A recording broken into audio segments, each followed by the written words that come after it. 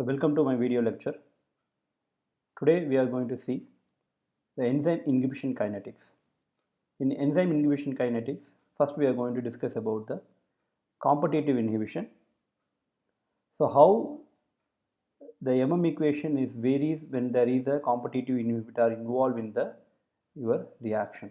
That is what we are going to see today. So we are going to develop equation with respect to the competitive inhibition kinetics. Let's go to the class.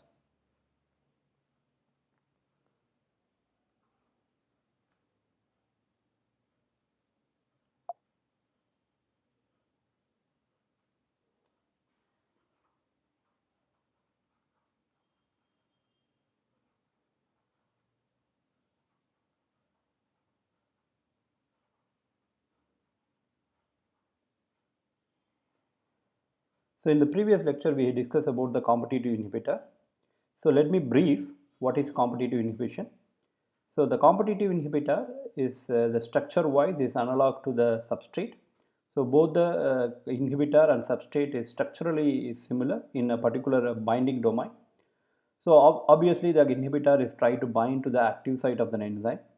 So when competitive inhibitor in bond with the enzyme, then the substrate unable to occupy the active site. So what does mean? So at any point of time, either a inhibitor can bind to the active site or the substrate is bind to the active site. So that is what the competitive inhibitor works. So we will try to write a stoichiometric equation with respect to the competitive inhibitor. So first let me write the single substrate enzymatic reaction. So how that? So you have an enzyme. So something similar to what we have discussed in the equation in the previous lectures. So enzyme is bind to the substrate. Let me erase this substrate. We don't need to include the bracket sign in the stoichiometric reaction. So substrate. So it is a reversible reaction as we know.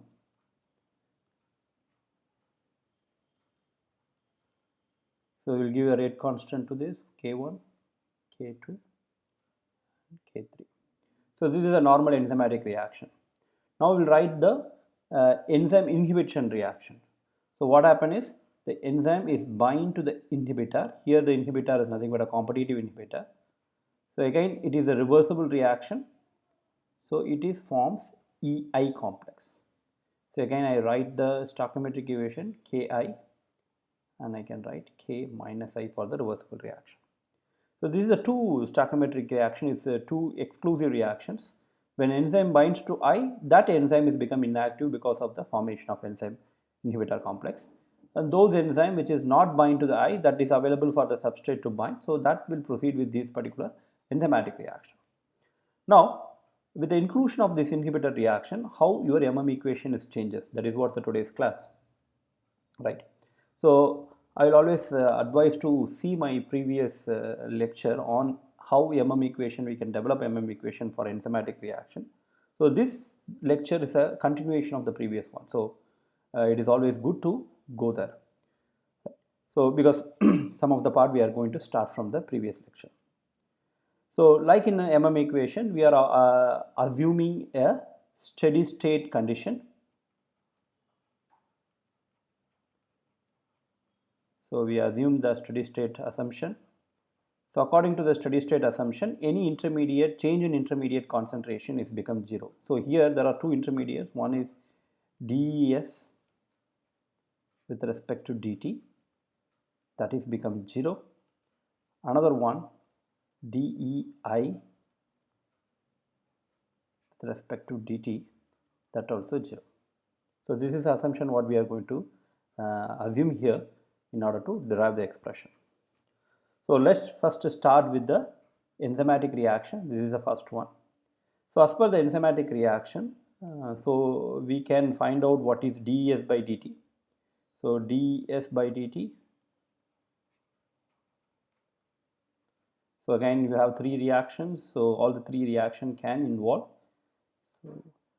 So forward reaction. You have where the enzyme substrate complex EX complex is forming. So it is positive. Whereas your reversible reaction.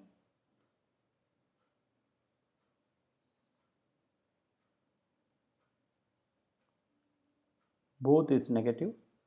So according to that assumption, this is become 0, right? So if you simplify, you will get Km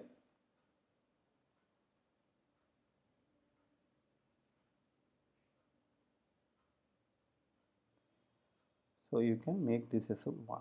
How this Km comes, just refer my previous lecture on equation. Now before that, why we are doing this? The same concept, we are trying to calculate the rate of reaction.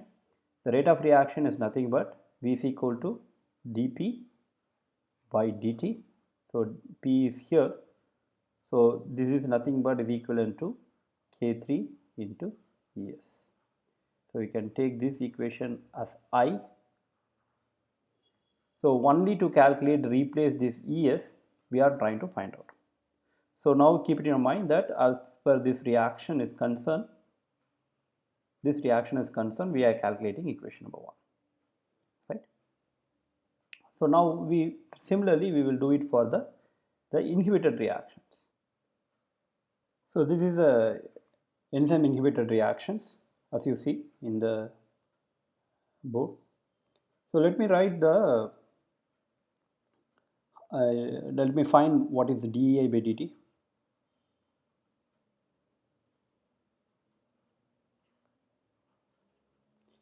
So dEA by dt is nothing but Ki into E to I minus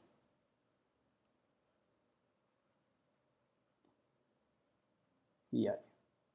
So as per the steady state assumption, this dEA by dt is 0. So let me rearrange this equation.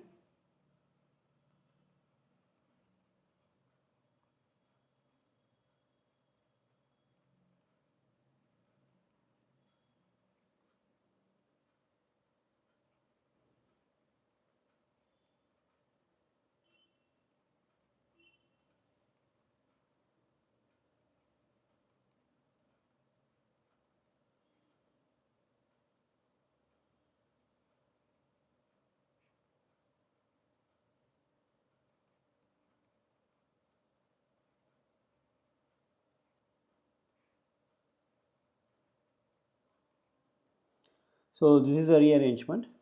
So instead of this rate constant of the ratio of the rate constant, this one, so we can write as a capital K, the K and capital I. So Ka is become E I by. So this is let equation number 2.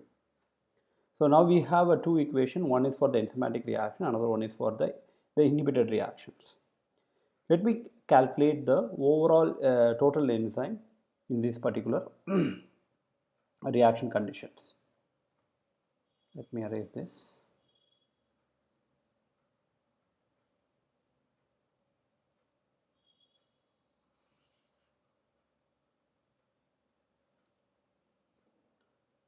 So what is the total enzymes? So total enzyme we call E naught. So total enzyme is whatever that you have added, how you can calculate. So as we know that enzymes are not consumed in the reaction, so whatever you added, it should be in either form. What is that form? One is as a free enzyme, that is we represent as E. Another form it can possibly be is in ES complex, so E associated with the substrate. Another one is here is EA complex. So all this is possible. So let's use this equation number 3. Now what you do is you substitute equation number 3 in this. What is equation number 3? Let me write the equation number 3. Equation number 3 is Ki is equal to E I by A. So from this you can calculate what is EI.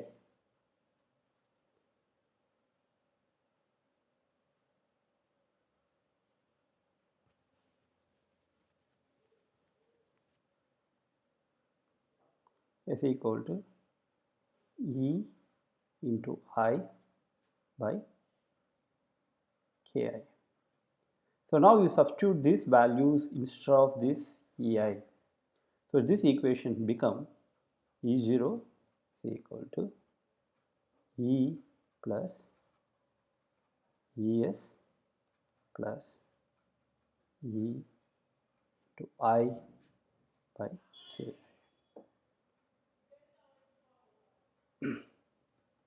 So now from this equation, by comparing this from this and this, you can take the E is a common thing, so take it out.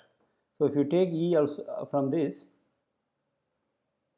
so this equation become, so I am taking E out from this two expression. So when I take E from this, it will become 1. From this, if I am taking E, so it has become I by Ki. So what is the remaining thing? So this Es is what I am writing here. Right? Now you have to substitute. So instead of E, you need to substitute the known expression. So where I can get the E expression? So from equation number 2. What is equation number 2? Equation number 2 says Km is equal to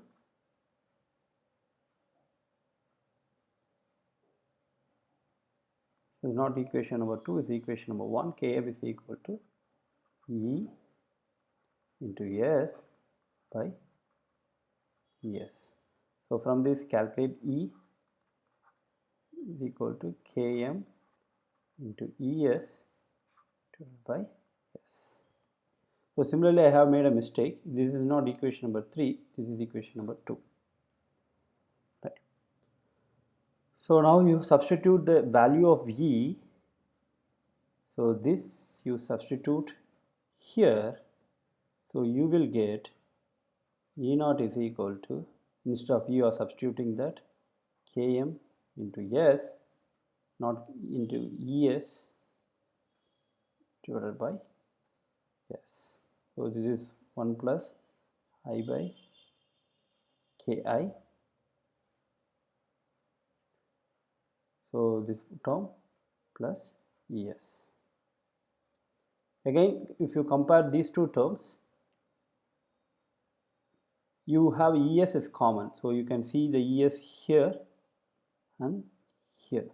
So you can take that Es common from these both. So you will get, so Es common. So if I am taking out, so you will get Km into 1 plus I by Ki divided by, so this S. So if you take Es from this, you will get 1. Right? So now we need to simplify this. So let me erase this side, so that this other equation from this board, so that I can continue. So let me erase this.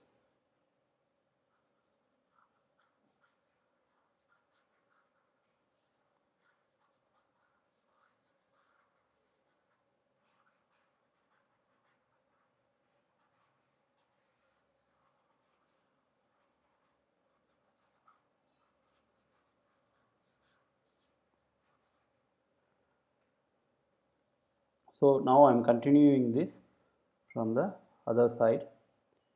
So E0 is equal to Es. So just I am taking LCM here.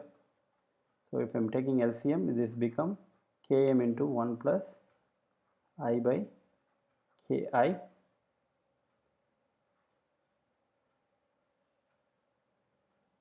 plus S whole divided by S.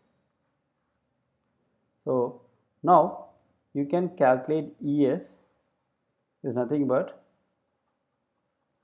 E0 into, just I am rearranging this equation, Km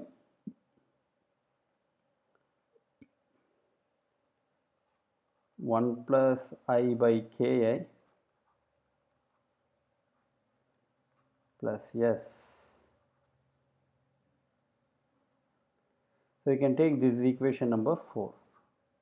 Now what you need to do is you need to substitute this equation number 4 in equation number I. So how I can do? So just erase this again, the remaining part of the board. So sorry, so that I can continue.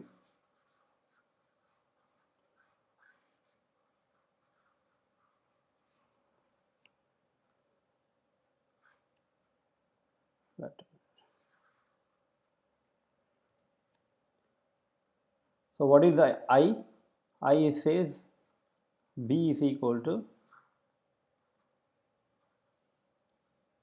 K3 into ES. So now you substitute ES here. So you will get V is equal to K3 into E naught into S divided by Km into 1 plus I by Ki plus S. So we know that K3 into E naught, so this part is nothing but we can substitute as Bm. So then this equation is become B is equal to Bm into S divided by Km 1 plus by Ki plus S. So this is the final equation for a competitive inhibitor. Now if you compare this, so say you can say this is a say we can say V of C, the competitive inhibitor rate of reaction. Now if I am comparing this with a normal enzymatic reaction without any inhibitor, so just compare the equation. So if I am comparing the equation of a normal reaction, what is the equation for the normal reaction? V is equal to Vm into S divided by Km plus S. So this is a normal reaction, whereas the previous this one is a inhibited reaction. So what is the difference? So everything is the same. So we have Vm, yes, yes, here also yes, here also yes. So only different is this and this. So in a competitive inhibitor, the Km value is increased by the fold of 1 plus I by Ki when compared to the normal reaction. So this is the thing what you need to keep it in your mind. So whenever we calculated the Km value for inhibitor reaction, you always compare with the normal reaction. Whenever the Km is increased, then there is a possibility that the inhibitor has become a competitive inhibitor. So this is for our idea. So now I am erasing this. So we further simplify this equation. So V is equal to Vm, yes, I am writing Km star. So any symbol is depends on the book. We can give Km star, Km dash, so anything. So whereas Km star is nothing but Km into 1 plus I by Ki. So this is a final equation. This is our final equation with respect to the competitive inhibitor. Right. Now, how the LB plot varies when there is a competitive inhibitor, that we will see. So let me erase all this.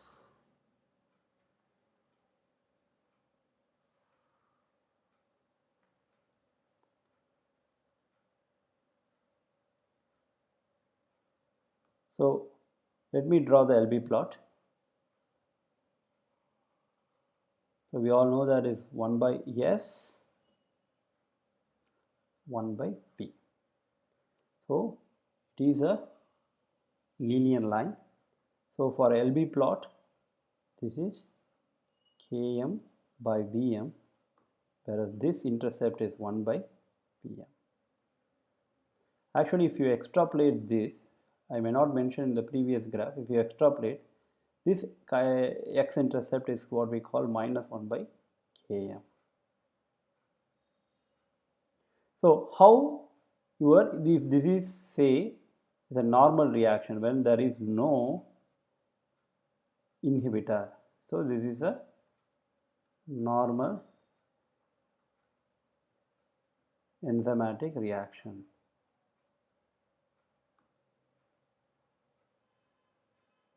So that's why I say I is equal to 0. So how a inhibited reaction varies? So the inhibited reaction, if it is a competitive inhibitor, you will get line like this, the blue one.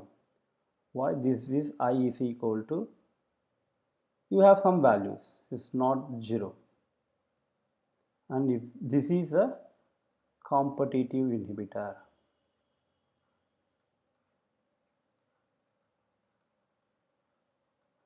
so you can, how I can find out this is a competitive inhibitor? You look at this point.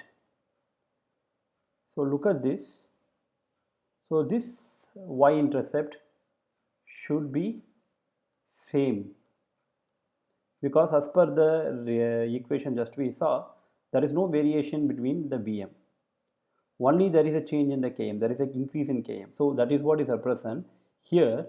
So minus, that is 1 by Km value is decreased. That means the Km value is increased when there is a blue line. So according to this, whenever you have a competitive inhibitor, so this condition should be met. What is that? When you compare the competitive inhibitor, so the Vm value for a competitive inhibitor, say I can write competitive, is equal to Vm value for a normal enzymatic reaction, whereas Km value of a competitive inhibitor is greater than the Km value of normal. So this is the data point that we need to look into the whenever we solve the problem, we have to find whether we get a graph, something like this, in order to identify what is type of the reactor that we are talking, right? So with this, we have come to a conclusion at the end of the competitive inhibitor kinetics. Let me see in the next lecture how to solve the problem and other type of inhibitor. Thank you.